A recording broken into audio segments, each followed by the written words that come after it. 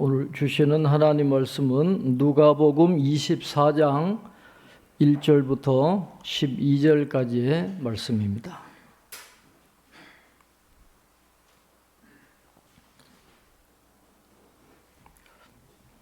누가복음 24장 1절부터 12절까지 우리 한 절씩 교독하겠습니다. 안식 후 첫날 새벽에 이 여자들이 그 준비한 향품을 가지고 무덤에 가서 들어가니 주 예수의 시체가 보이지 아니하더라.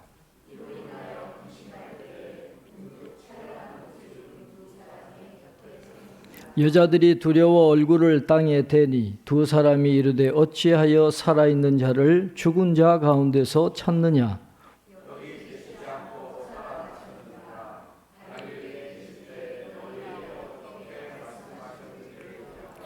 이르시기를 인자가 죄인의 손에 넘겨져 십자가에 못 박히고 제3일에 다시 살아나야 하리라 하셨느니라 한데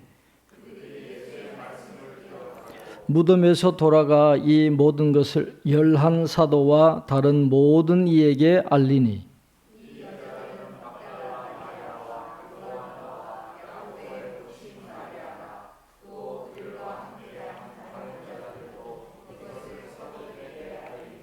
사도들은 그들의 말이 허탄한 듯이 들려 믿지 아니하나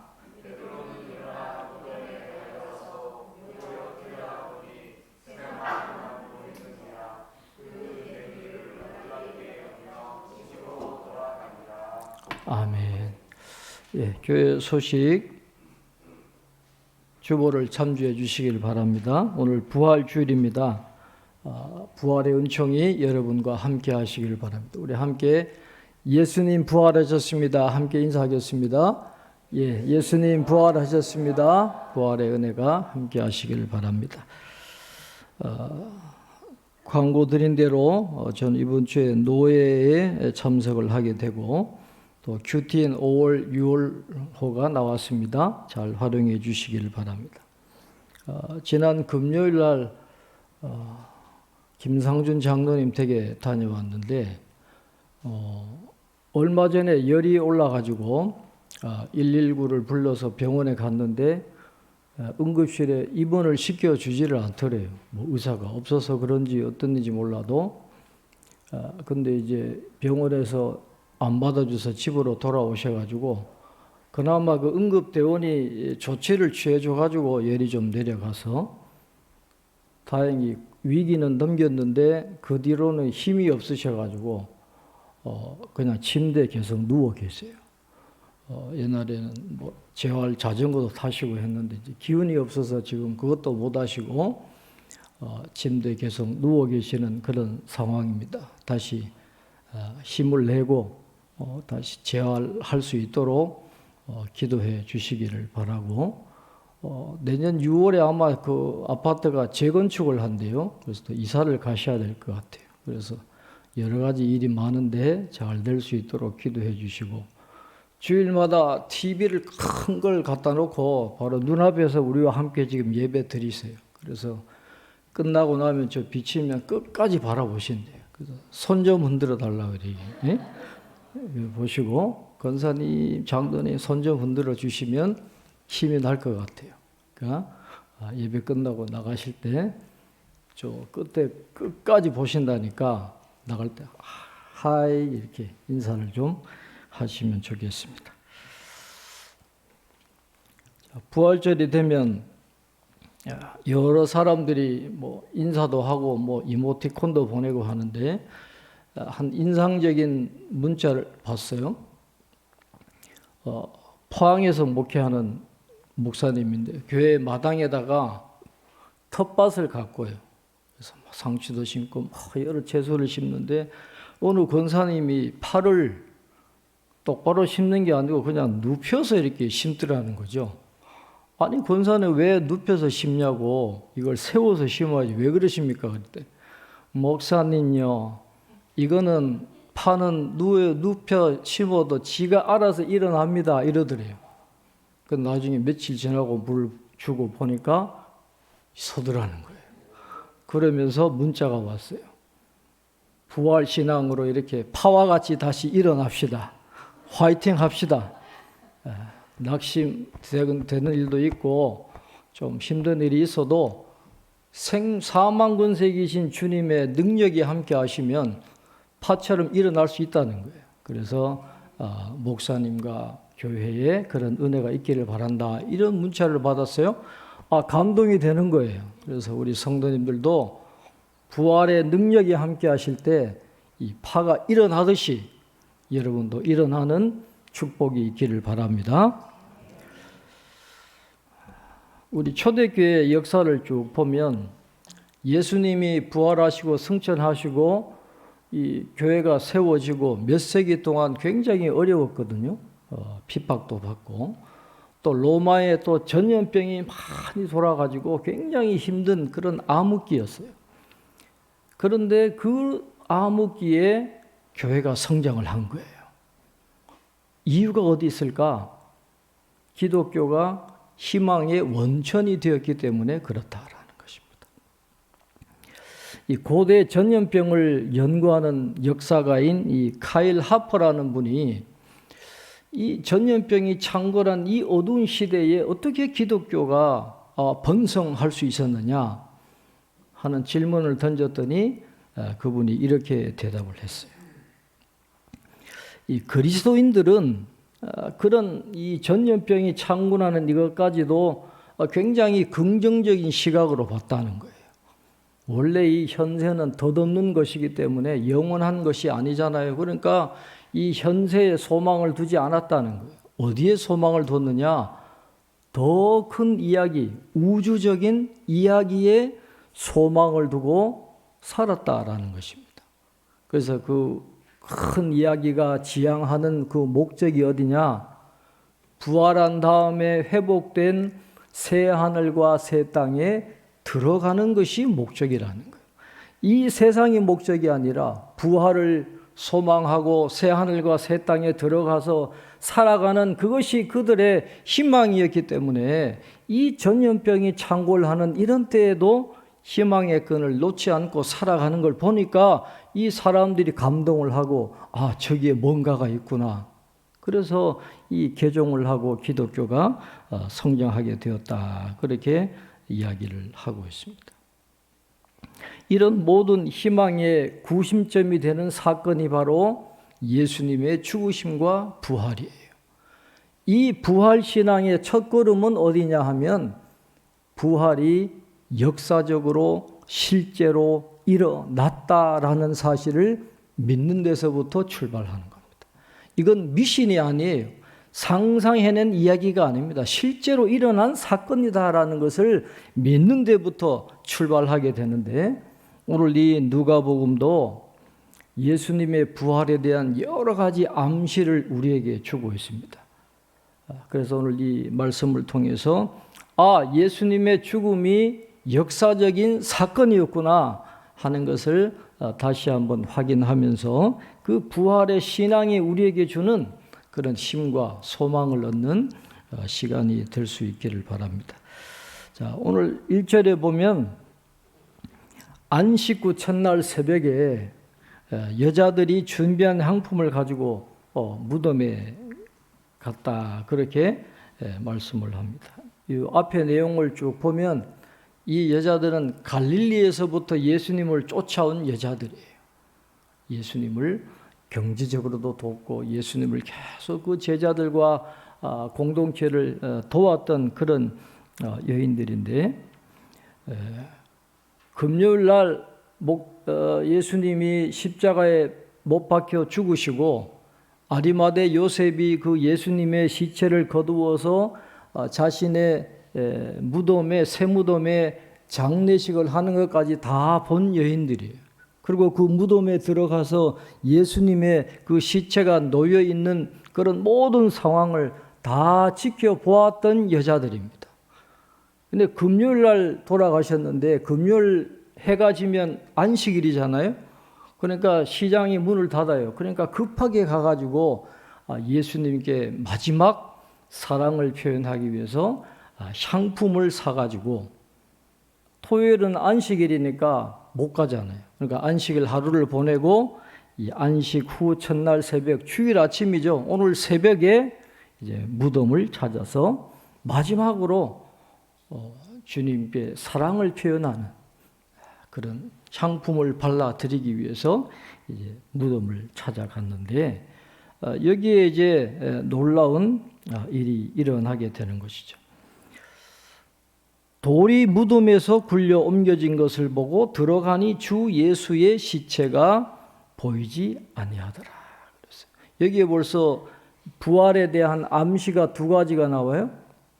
이 배자사본 성경을 보면 이 돌, 예수님의 그 무덤을 막았던 돌이 장정 20명이 옮겨야 겨우 옮길 수 있을 만한 그런 큰 돌이었다는 거예요. 근데 가보니까 굴러져 가지고 저쪽에서 나뒹굴고 있더라는 거예요. 이게 예수님의 부활에 대한 첫 번째 암시고, 그 다음에 이 여인들은 예수님이 매장되어 있을 때 장례식을 할 때 들어가 본 사람들이에요. 분명히 거기에 예수님의 시체가 있던 걸 확인한 여자들인데 주일 아침에 가보니까 들어가니 주 예수의 시체가 보이지 아니하더라. 이게 두 번째 부활에 대한 암시예요. 빈 무덤이에요. 분명히 예수님의 시체가 있었는데, 시신이 있었는데 주일 아침에 들어가 보니까 예수님의 시체가 보이지 않았다. 근데 여러분 3절에 보면 이 누가는 의사잖아요. 이분이 누가복음과 사도행전을 기록할 때 그냥 대충 기록한 게 아니에요. 굉장히 치밀하게 계획을 가지고 누가복음을 기록하고 사도행전을 기록하고 했기 때문에 단어 하나도 그냥 쓰지를 않아요. 단어 하나도 굉장히 의미 있는 단어를 썼는데 오늘 3절에 예수님 앞에 뭐가 붙었어요? 주 예수의 피가, 시체가 보이지 아니하더라. 주 예수예요. 예수님이 돌아가시고 부활하시고 얼마 되지 않아서 사람들의 입으로 그분은 하나님의 아들이셨구나, 주님이시구나, 단순한 인간이 아니었구나라고 하는 그런 고백이 이미 예수님 부활하시고 승천하시고 거의 15년 이 기간 안에 이미 그런 고백이 나왔다라고 학자들은 보고 있습니다.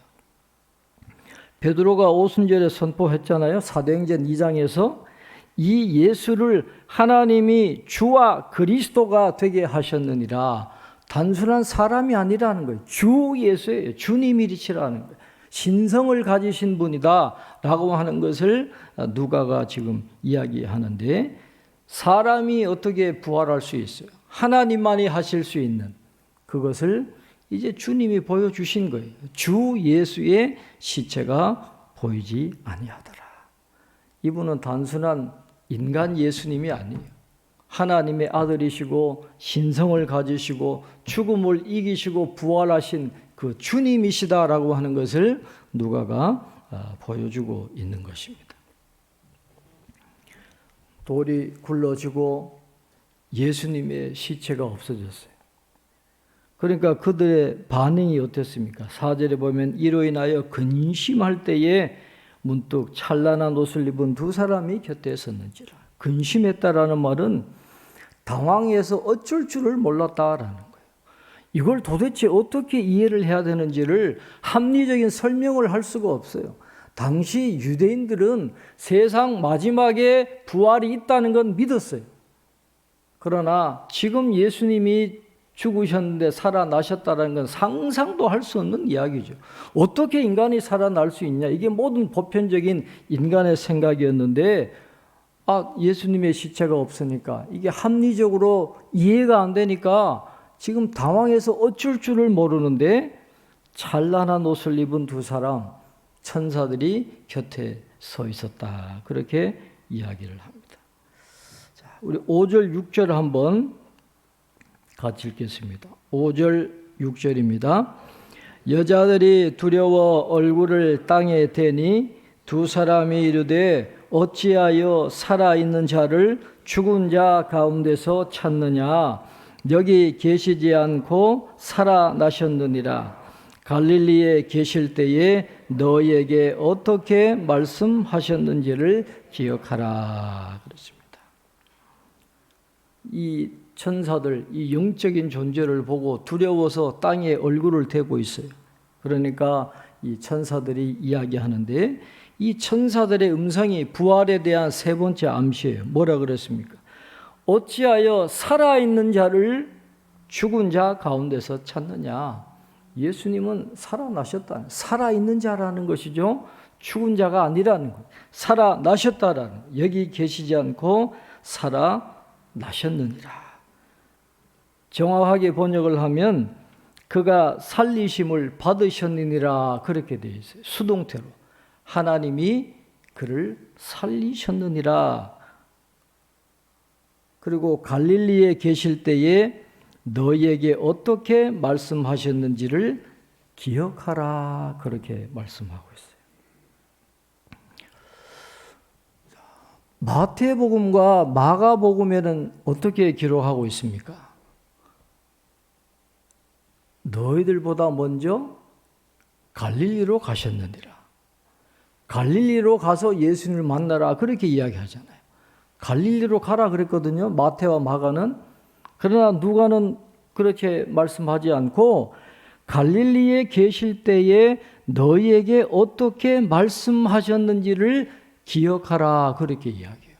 갈릴리로 가라는 게 아니라 너희들과 함께 갈릴리에 계실 때에 어떻게 말씀하셨는지를 기억해 보라. 갈릴리로 가란 말이 없어요. 갈릴리에 계실 때에 너희에게 말씀하신 것을 기억해 보라, 그렇게 기록을 하고 있습니다. 누가는 예수님이 갈릴리로 가셨다는 언급을 하지 않아요. 그리고 제자들과 함께 갈릴리에서 식사도 하시고 이런 내용들을 생략을 하고 있는데, 그건 누가복음과 사도행전을 기록하는 목적이 있기 때문에 그렇습니다. 예루살렘을 강조하기 때문에 그래요. 누가복음 24장 47절에 보면 이렇게 말씀해요. 또 그의 이름으로 죄 사함을 받게 하는 회개가 예루살렘에서 시작하여 모든 족속에게 전파될 것이 기록되었으니, 그렇게 말씀해요. 예수님이 구세주라고 하는 것, 그의 이름으로 죄 사함을 받게 하는 회개는 어디에서 시작돼요? 예루살렘에서 시작돼서 전 땅끝으로 퍼져 나가는 것이 누가의 기록 목적이에요. 그래서 사도행전 1장 8절에도 보면 성령이 너희에게 임하시면 너희가 권능을 받고, 어디에서부터? 예루살렘과 온 유대와 사마리아와 땅끝이에요. 중심은 어디예요? 예루살렘이에요. 예루살렘에서 복음이 전파되고 예루살렘에서 주님이 구세주라는 사실이 전파돼야 되기 때문에 갈릴리로 가신 걸 누가도 알죠. 그러나 이 초점이 흐려지니까 그 갈릴리 내용은 과감하게 생략해버리고 갈릴리에 계실 때에 말씀했던 걸 기억하라, 그리고 예루살렘에 머물러라, 그런 식으로 기록을 하면서 이 예루살렘에서부터 복음이 출발해야 된다는 걸 강조하기 위해서 갈릴리로 가라, 그게 아니라 갈릴리에서 하신 말씀을 기억하라, 그렇게 누가는 기록을 하고 있는 것이죠. 자, 그러면 예수님이 갈릴리에 계실 때 뭔 말씀을 하셨을까요? 우리 7절, 8절 한번 같이 읽겠습니다. 이르시기를 인자가 죄인의 손에 넘겨져 십자가에 못 박히고 제3일에 다시 살아나야 하리라 하셨느니라 한데, 그들이 예수의 말씀을 기억하고 그랬습니다. 여러분, 이게 굉장히 중요한 내용인데, 예수님이 말씀하셨잖아요. 인자가 죄인의 손에 넘겨져 십자가에 못 박히고 제3일에 다시 살아나야 하리라 하셨느니라 한데, 그들이 예수의 말씀을 기억하고, 이 그들이 누구예요? 여자들이에요. 여자들. 그러니까 이 예수님께서 십자가에 못 박히시고 부활하신다는 말씀을 남자들에게만 한 게 아니에요. 12 제자들에게만 한 게 아닙니다. 여자들에게도 이 말씀을 하셨어요. 그러니까 이 여자들이 그 예수의 말씀을 기억하고 예수님께서 살아나셔야 된다는 말씀을 하셨구나라고 그렇게 이해를 된 거예요. 그럼 이게 뭘 의미합니까? 누가복음은 약한 자들, 여자들을 굉장히 높입니다. 격상시켜요. 당시에 여자들은 권위가 없어요. 재판에 증인도 못해요. 그러나 누가는 여자들의 위상을 높입니다. 예수님이 여자들을 그냥 단순히 부활을 제자들에게 알리는 심부름꾼으로만 생각하는 게 아니라 그 여자들을 제자로 생각하고 계신다는 거예요. 제자들에게도 이 말씀을 주신 거예요. 그들이 예수의 말씀을 기억하고 12사도만 부활의 증인이 아닙니다. 이 여자들도 예수님의 제자고 부활의 증인으로 삶을 살아가야 되는 거예요. 그러니까 12제자만 높이는 게 아니라 누가는 이 여자들도 예수님이 친히 말씀해 주셨고 제자로 인정해 주셨고 그들이 바로 부활의 증인이다라고 하는 것을 누가는 강조를 하고 있는 것이죠. 말씀을 기억하라 그랬잖아요. 그래서 이 말씀과 신앙은 마치 두 바퀴가 똑같은 거예요. 말씀이 있어야 올바른 신앙이 되는 겁니다. 부활은 헛된 망상이 아니고 미신이 아니에요. 말씀을 믿는 겁니다. 지적인 신앙이에요. 예수님의 말씀을 통해서 예수님의 부활이 역사적인 사건이라고 하는 그 출발점에서 우리가 출발할 때 부활의 능력을 우리가 경험할 수 있기 때문에 누가는 오늘 이 본문에서 부활이 역사적인 사건임을 계속해서 암시해서 우리에게 가르쳐 주고 있는 것이죠. 그러니까 이 무덤에서 여자들이 예수님의 시신이 없어졌어요. 천사들로부터 갈릴리에서 하신 말씀을 기억해냈어요. 그러니까 이제 제자들에게 가가지고 이 사실을 알리게 되는데 9절 10절에 이제 여자들이 사도들에게 알리잖아요. 그런데 사도들의 반응이 있는 겁니다. 사도들이 어떻게 반응을 합니까? 우리 11절 12절 한번 같이 읽겠습니다. 11절 12절입니다.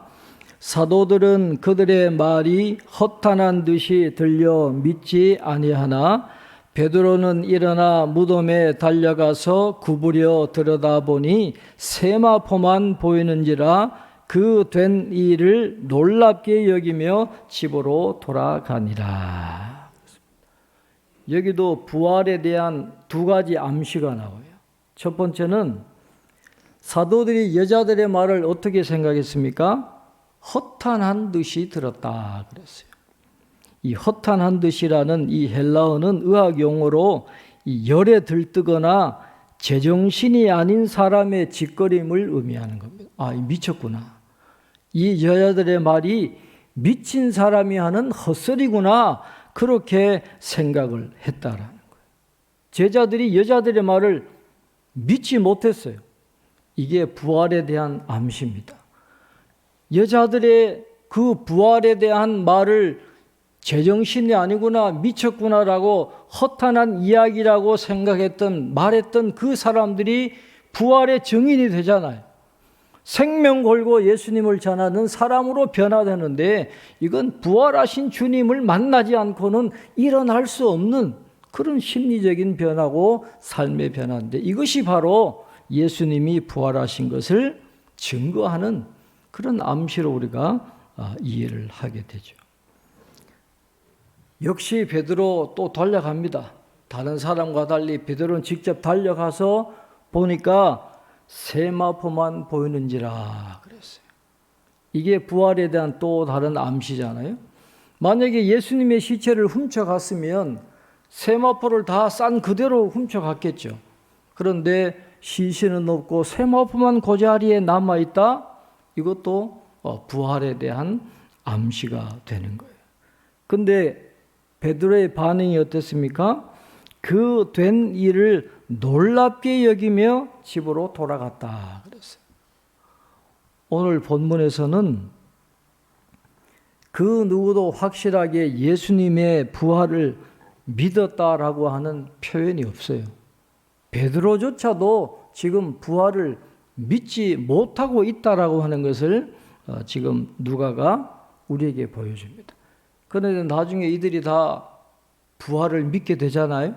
부활 신앙을 갖게 됩니다. 어떻게 그럴 수 있을까요? 나중에 시간이 지나서 그냥 자연스럽게 그렇게 부활 신앙을 가졌을까요? 아니에요. 부활하신 주님이 한 사람 한 사람 찾아가시는 거예요. 한 사람 한 사람 찾아가셔서 보여주시고 설득해 주시고 그렇게 믿을 수 있도록 해 주셔가지고 그들이 한자리에 모이게 되고 교회가 되는 것이기 주님의 은혜로 이렇게 되는 겁니다. 그래서 이 교회가 바로 부활의 증인인 거예요. 교회 자체가 예수님이 부활하셨다라고 하는 그런 증거가 되기 때문에 이제 교회는 부활의 증인이고 이제는 예수의 사람으로 예수님을 높이고 예수님을 사랑하고 예수님의 말씀을 따라가는 그런 삶을 살아가야 한다라는 것을 성경은 우리에게 가르쳐 주고 있는 것이죠. 지금은 믿지 못했던 베드로가 부활하신 주님을 만나고 확실하게 부활을 믿게 됐어요. 그래서 나중에 베드로 전서를 보면 지금 그 베드로 전서를 받게 되는 그 교인들이 굉장히 어려움 중에 있잖아요. 여러 가지 시험도 있고 또 큰 불시험이 다가오는 그런 어려움에 빠져 있는 그 사람들에게 베드로가 편지를 보냅니다. 베드로전서 1장 3절에 이렇게 이야기하잖아요. 하나님이 예수 그리스도를 죽은 자 가운데서 부활하게 하심으로 말미암아 우리를 거듭나게 하사 산 소망이 있게 하시며, 불시험이 와서 혹시 죽을 수도 있다라는 거죠. 그러나 낙심하지 말라는 거예요. 우리에게는 부활 이후에 들어가게 될 새 하늘과 새 땅이라는 살아있는 소망이 있기 때문에 두려워하지 말라는 거예요. 믿음 저버리지 말라는 거예요. 인내하라는 것이죠. 시험을 이기라는 것입니다. 그리고 베드로전서 1장 21절에 보면 너희 믿음과 소망이 하나님께 있게 하셨느니라. 부활을 믿으니까 소망을 하나님께 두라고 베드로가 권고하는 말씀이 나오고 있습니다. 부활이 사실이기 때문에 우리 앞날에 희망이 있는 근거는 다른 데 있는 게 아니에요. 주님의 부활에 우리의 희망이 있는 겁니다. AI의 희망이 있는 게 아니죠. 아무리 사회가 발전하고 진보해도 그건 다 헛되고 헛된 거예요. 부활하신 주님께 또 하나님께 우리의 믿음과 소망을 둘 때에 이 새로운 생명의 특징은 희망이거든요. 오늘 우리가 부활을 믿을 때에 확실하게 내 죽음도 부활하게 된다, 내 육신이 죽음 이후에도 부활하게 된다고 하는 그런 확실한 소망을 갖게 되고 죽음에 대한 두려움이 떠나가게 되고 이 세상이 다가 아니에요. 새 하늘과 새 땅을 바라보면서 새롭게 믿음의 삶을 살아가게 되는데, 그런 믿음의 첫걸음은 예수님이 살아나신 것은 역사적인 사건이다, 실제로 일어나셨다 하는 것을 우리가 다시 한번 기억하면서 우리의 삶에 부활의 능력이 충만하시기를 바라고 이 소망을 가지고 우리의 삶을 잘 인내해 나가는 저와 여러분이 될 수 있기를 바랍니다. 우리 찬송가 171장 다시 한번 우리 힘차게 박수치고 찬송하시면서 우리 안에 부활의 소망과 능력이 충만하게 해달라고 우리 함께 기도하겠습니다.